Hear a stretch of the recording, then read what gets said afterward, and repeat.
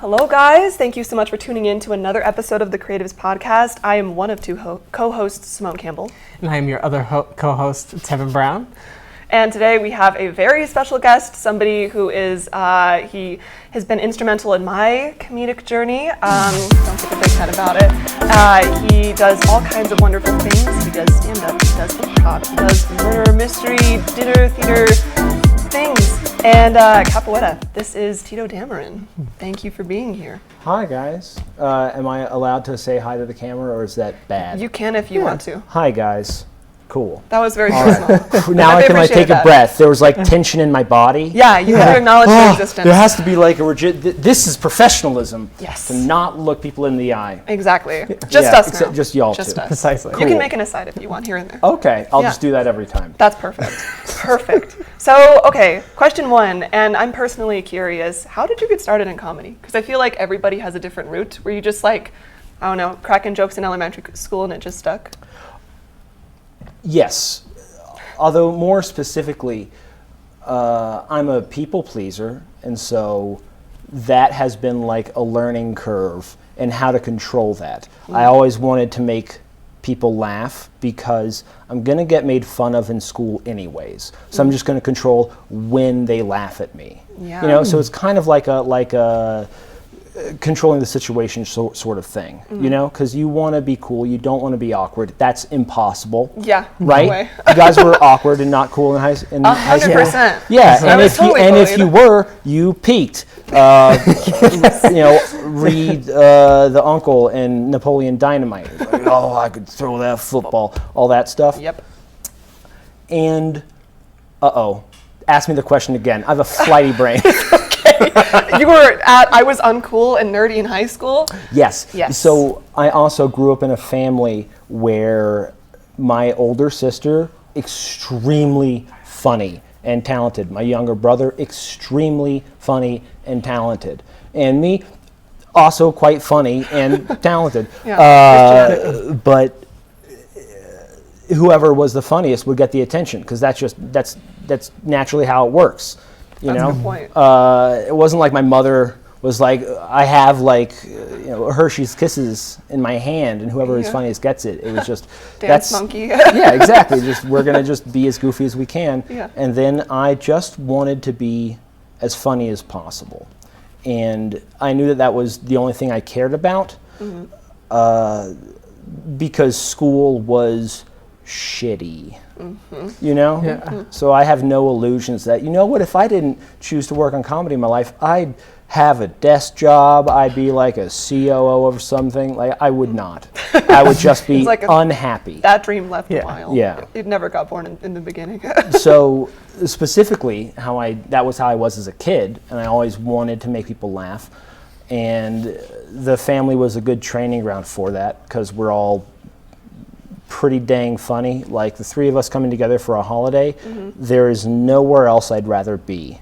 Yeah. I bet. Yeah, it's the funniest room you can possibly imagine to exist in, until somebody goes too far, and then there's yelling, and there's an argument, and somebody's crying, and then I'm the mediator. I'm just everybody chill out. The people pleasing comes out, and you're I'm not funny anymore. Yep.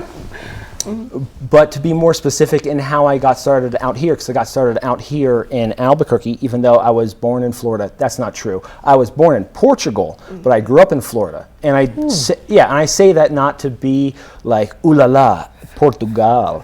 I just want to make it clear I wasn't born in Florida, because Florida's a wild place. That is true. You're not a Florida man. Yeah. I am a Florida man. Actually, maybe a little bit. 100% am. I'm just trying to be balanced. You were moments away from being one of those headlines, is what you're saying. 100%. I've climbed a building before for fun. Yeah. You want to tell a bit of that story? I had to go see my therapist after 5, and the front door was locked, and his office was on the 4th story. And so as a teenager, I was like, well, the only reasonable thing to do is to scale 4 stories up into the sky. And this is the wild thing. First off, there were balconies on every floor, so it wasn't the craziest thing, just kind of crazy. And I got to the 4th balcony, and I knock on the door, and my therapist was like, "What? Did you climb the building?" And I was like, "Yeah, I'm here for my therapist appointment."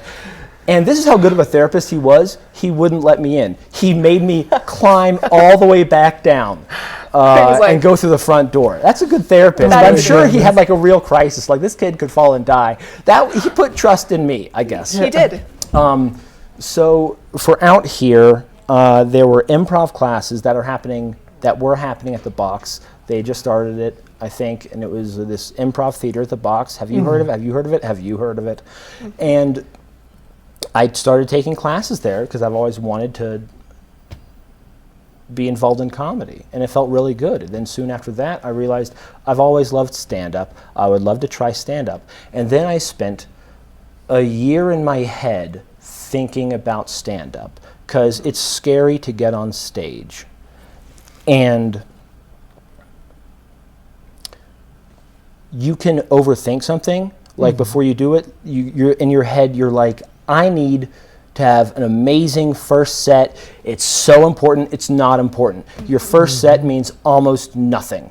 It really does. And so I realized that it had been a full year of me thinking about this, and I hadn't gone up, and I realized, oh, I'm never going to do it if I don't do it tonight. And so I started writing jokes on the way home from work. I wasn't driving. I was taking the rail runner because I worked in Bernalillo as a furniture finisher.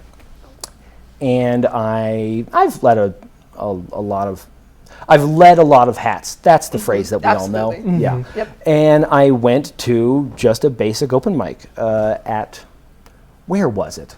JC's Pizza. Red Door open mic. Nope, that's going on right now. It doesn't matter. I went to an open mic. I didn't tell anybody. I went for me. You know, and then I did okay, and I just loved doing it, so I kept doing it. Yep. And then everything is snowballed, and a lot of stuff has come out of that. Yeah. Yeah.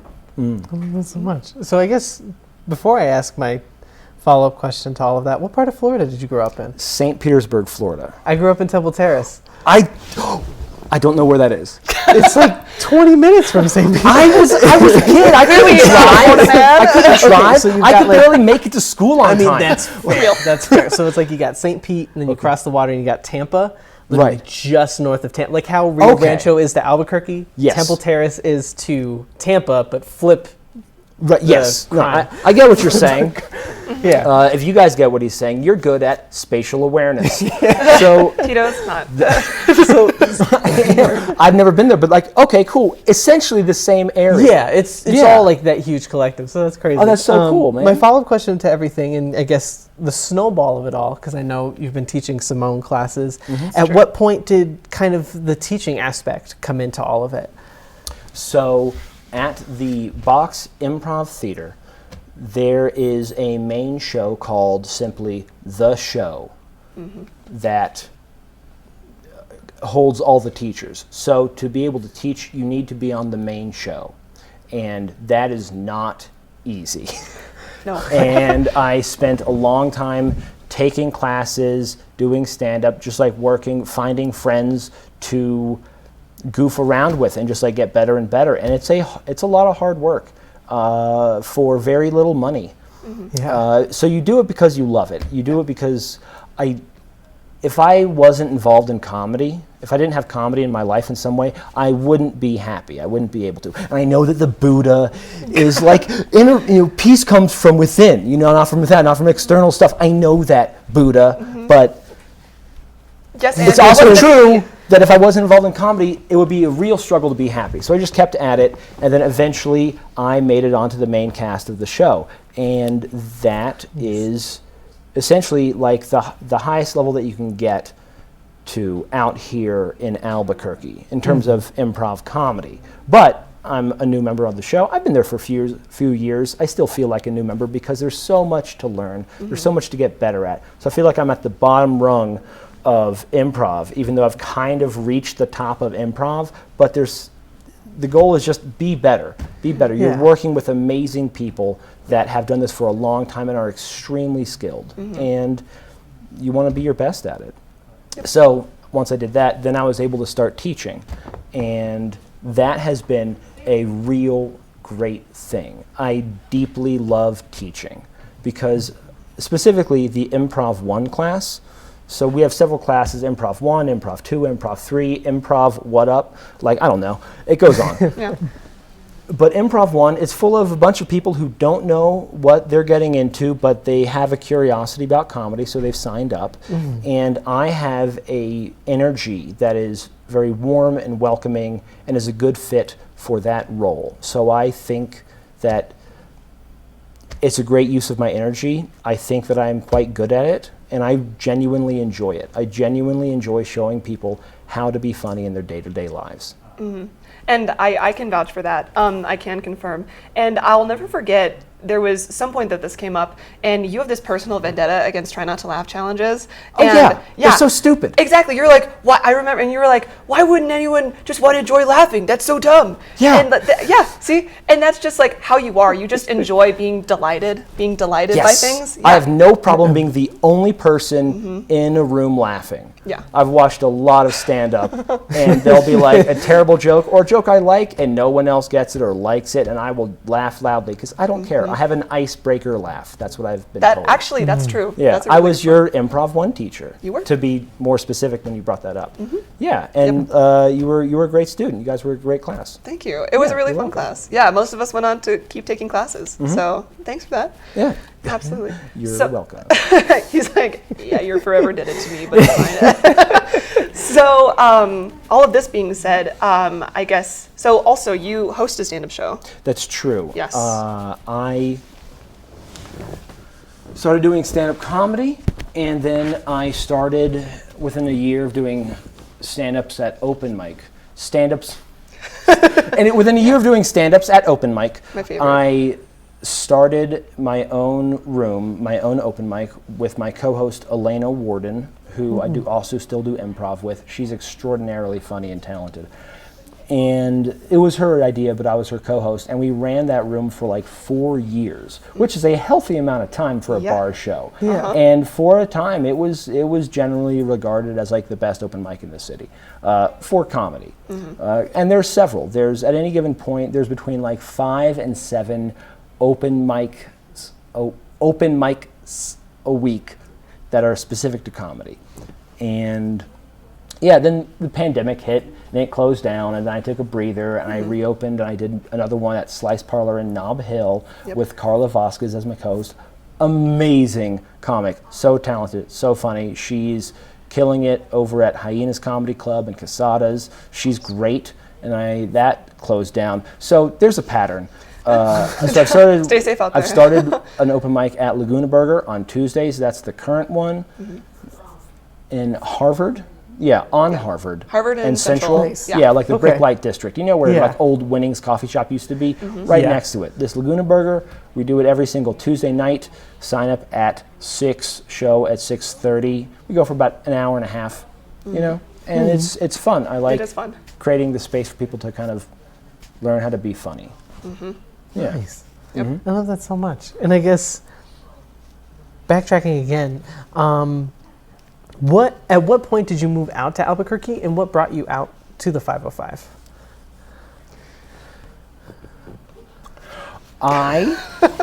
So I moved here January 1st of 2009. So I've been here for a minute. And I left Florida when I was about 18, something like that. Okay. My sister lived out here, and so she was like, hey, Tito, in the summer of 2008, hey, Tito, do you want to house sit for me while I use all of my student loans to go travel Europe for 3 months? And I was like, yeah, absolutely. And then I came out here and I house sat, and I was like, oh, this is cool. This would be nice. I'm 18 years old. I should move out of like the house, away from my parents, do my own thing. This is cool. I would still have a life connection because my sister lives here. She no longer lives here. She's up in New York doing art, being amazing. Nice. And yeah, that's how I got out here. And I was real lost for a while because it's a pretty hard shift coming to the desert from Florida. You know, wet Texas. Yeah. Yeah. All too well. Huge. Yeah, you get it. So I do those things, and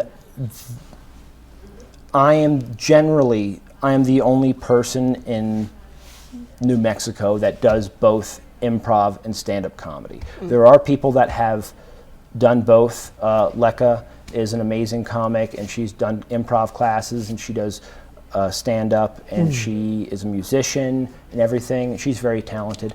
But I think I've consistently run in the direction of both being an improviser and being a stand-up.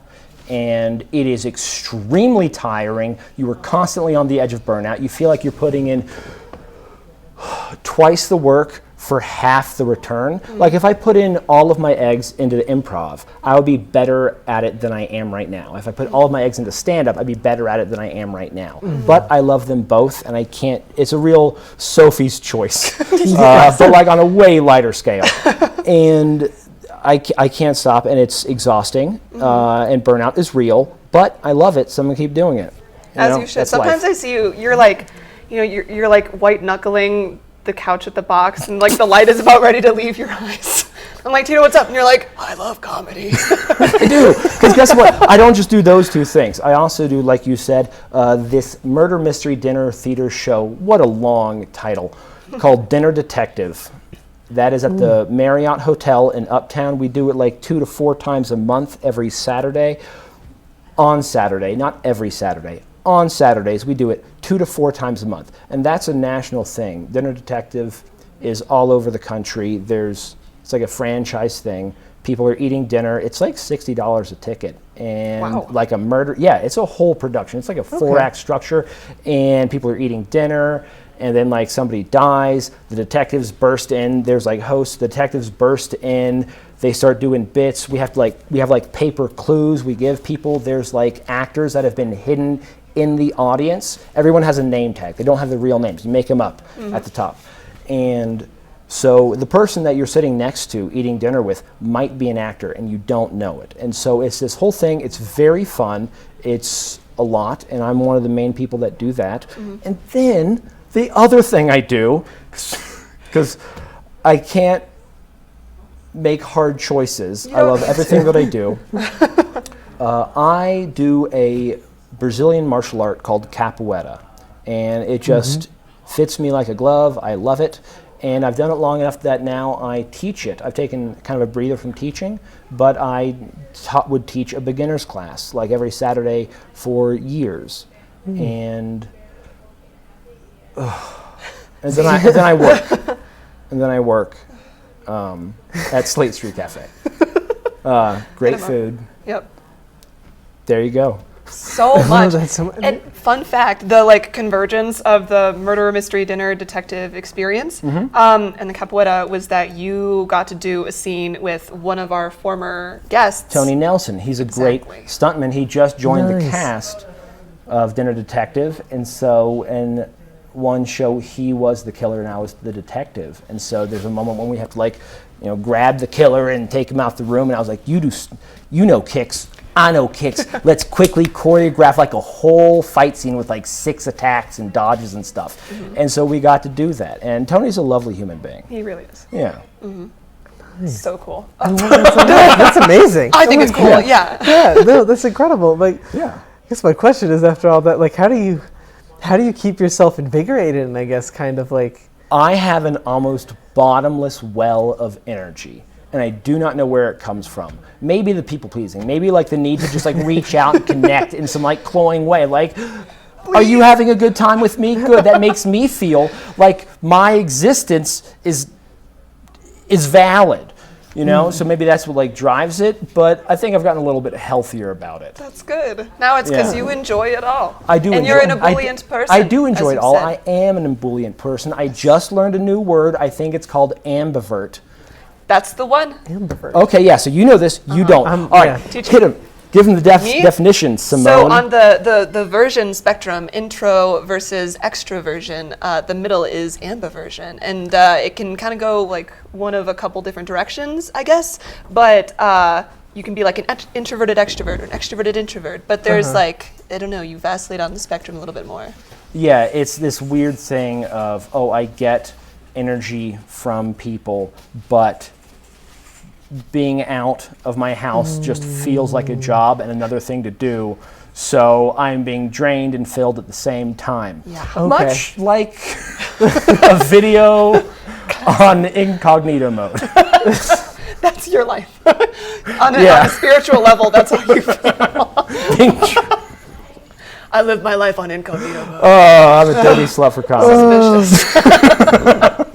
No, but that's so real though, and I think that I get that from you though, that you just you love being around people, and you're not just a thirsty like people pleaser. Like Right. I think that you also, as much energy as you like receive from people, you also give out very much. So. Yeah, I genuinely want to like help people feel better about who they are, whatever that is, whatever that looks like. Yep. Yeah. It's working. Okay, so with that being said, how would you do that best if you had to give advice to an aspiring comedian or a performer or a capoeira fighter, whatever? So I did jot down some notes. I'm going to do a rude thing. Wow. Okay, so I didn't know that was a photo. I always guess when they pause like that. let's see. So for stand-up specifically, like I said, I'd spent a year in my head thinking about it. And so just doing it, like don't invite friends out to do it. Just go and do it for yourself. The first set means almost nothing. All I know is that it just feels so good to be on this side of it. You know, having finally done it, having finally cracked it, you'll feel better. And then the problem comes is, oh, I've done an open mic. Now what? What do I do for my second open mic? Relax, you do the exact same jokes. Okay, it's an open mic. An open mic is a gym. You don't do one push-up at the gym. You do 100 push-ups. You don't tell your joke once. You tell it 100 times. Unless it's terrible, in which case, knock it off. Stop. But, you know, that's like, you know, as your awareness grows, you'll be like, oh, this is a terrible joke. I should knock it off. But in general, you tell it, you learn it, you kind of get intimate with the joke. You just kind of feel it better in your bones. Joke out to dinner. And the first 100 times you do stand-up, you're just learning how to hold a microphone. So if you feel like it, just do it. Also, don't romanticize comedy. Although you need to do that to like get into it. And then you get into it and you're like, this is like a whole lifestyle and a grind like you would not believe. But it's fun. He's like, and I love it. Yeah. Oh, what else did I write down? For stand-up, I guess, for improv, for anything comedy related, try to have the right level of narcissism. You know, like which generically would be like believe in yourself. But I know that I can get in my head and second guess, and so I don't push myself to book every single show I can because I'm like, is my stuff good? Is it okay? And then I'll see like a poster and I was like, this person's doing this show? This person? Okay, like, what the hell am I doing? So like, you know, try to like, if I was more of a narcissist, I think I would be better at stand-up, but I'd be a worse human being. It's a real trade-off. There's like the middle of the spectrum coming up again. And there's this phrase that we all know that is like punch up, not down, right? You know, we've heard this, right? We know what it means? Yeah. Nope. No? You've never heard this before? No. Educate me, Tito. Okay, so like the concept of like you want to punch up, you don't want to punch down with your comedy, with your jokes, is like you want to make jokes about people in power. You don't want to make jokes that make fun of like minorities or the unhoused or whatever. And I think that is this is controversial. I think while that is like good general advice, you know, like, hey, don't tell racist jokes or whatever, I think it's like an extremely generic thing that people that don't do comedy say. And it's just punch up, not down. Okay, that's fine. But if you follow that, you know not to be racist. Congratulations, there's more to being a good human being than The that. bar is on the floor. Yeah, so like I've met a lot of people who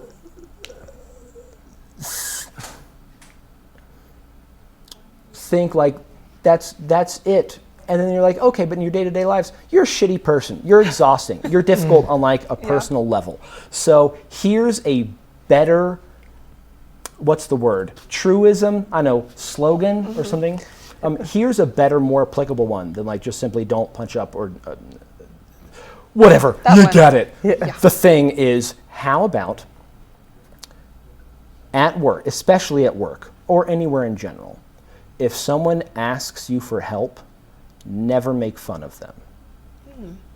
That's like a personal thing that I've come up with because, let's say, work, people like who don't do comedy, often people who do comedy, like when someone asks for help, like that is when somebody will try to make a joke.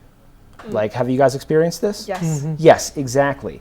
And it's oftentimes clunky, it's mean-spirited, and then it shuts you down from asking for help. You just feel sad. Exactly. You're like, oh, I had this moment of weakness and I asked for help and then I got shut down. Now I don't feel good. And also now I don't trust my coworker. Yeah. So whenever somebody asks me for help, I never make fun of them because I want to joke how I want to joke at work. And if I make people feel bad, then I don't get to do that. They won't trust me. So when they like come to me for help, I never make fun of them because I don't need that moment to be funny. I can be funny whenever the heck I want to, right? Yeah. So I think that's a much more applicable thing.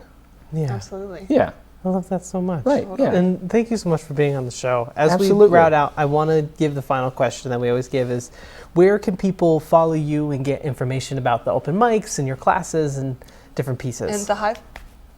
Thank you. So what's going on with me is, one, I am on Facebook, so dusty. I am on Instagram, I'm scared. I need to learn a whole new social media platform that's been around for, 15 years now? I don't want to do it, but I have to, so I'm there. Do I post all the time? No. Whatever. I'm there. Somewhere. And what's the handle? Yeah, so this is the whole thing. Just like, believe in yourself more. Learn how to use a social media account. Yes. What's the handle? Take your advice. At Damn Teats. Tito Dameron. Damn Teats. There you go. Yep. Ugh, comedy. Perfect. And you can check out the Box Improv Theater. We do a improv show, a quality improv show in the style like Whose Line Is It Anyway, which people remember or don't because they're young and they don't remember 9/11 either, so whatever. And we have a show every single Friday and Saturday night at 8 o'clock sharp. And I teach classes there. It's an 8-week course. There's a whole curriculum. It is very well done and structured. You had a great time. I had a great time teaching you and like everybody that I've done that with. My stand-up open mic is Tuesday nights at Laguna Burger in Nob Hill. Sign up at 6. The open mic is at 6:30 to 8. You don't need to sign up if you don't want to. You can go there and like have a burger and a beer and be in some nice AC while the sun melts the tires on your car. Yep. Dinner Detective is most Saturdays. I might be in that show. I might not be because I'm busy doing another comedy show. And then you can check out Capoeira Girasol, which is Sunflower. It's a capoeira group that I'm a part of that I have taught a lot of classes at, and it's great. Oh, and I know, I'm so sorry, we're running wildly over time. I have a long-form improv team called The Hive that my friend Elena Warden that I did stand-up with is also on, and a lot of members of the show. The main group in the improv scene is on. We are doing a run for the next 3 weeks every Saturday at 9:15. The Box improv students are free to come, but you are not, but you are welcome to come. Unless you're a student. Yeah, and so that's everything. Amazing. Thank you so much for being on the show. Oh, you're again. welcome, man. Thank you, Tito. And guys, thank you so much for tuning in to another episode. Once again, I am your co-host, Tevin Brown. And I am your other co-host, Simone Campbell. And I would like to thank Studio 519 for letting us film here and dealing with all of our funny quirks. I would like to thank so much our producers. I would like to thank RM Entertainment for allowing us to stream there now, as well as Catharsis Media. You can catch us on channel 96, 26, RME Free TV, which is on Apple TV, Roku. You can find that in a lot of different places, including on your Apple and Android devices, as well as our YouTube people. Please be sure to like, comment, and subscribe. You are our OGs, and we love you so much. And please have a great night. Thank you, guys.